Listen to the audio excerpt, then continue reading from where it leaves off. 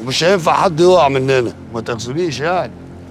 كلكم على بعض كده بقالكم فترة ايديكم صدية، البرومة كلتها. خير الكلام نلخص، والزعل مرفوع. اللي خايف ومش عايز يدوس معانا في المصلحة دي يقول من دلوقتي. انا معاكم يا عتاوله. عمرك راجل يا بني.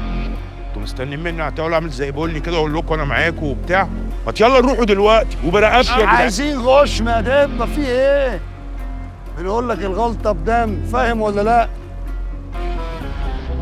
ولا سبتي تمامك ايه؟ لا انا انا خلاص تبت ورجلي مش هتعدي بالحرام تاني. نعم يا روح امك. امال مين كان دايس معايا في المصلحة اللي فاتت وجاب لي الواد خطاف لغاية عندي؟ انا؟ يعني احنا كده رجعنا للحرام تاني؟ طب ما يلا بينا، واقفين ليه يا جماعه؟ عاطف العلافتي يا جدعان في ايه؟ انا نصار انا عاطف انا عتول صغير تبعه. سوس بقى رجاله سوس.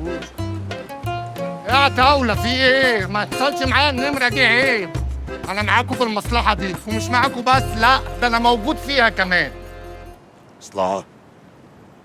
وانت عرفت حكاية المصلحة منين؟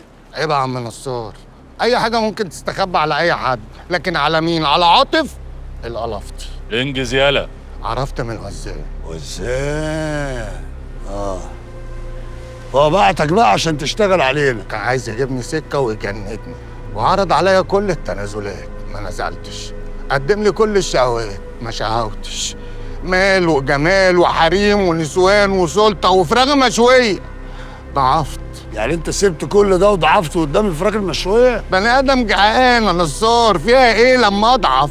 واتفقنا على خطه، الخطه بتقول ايه؟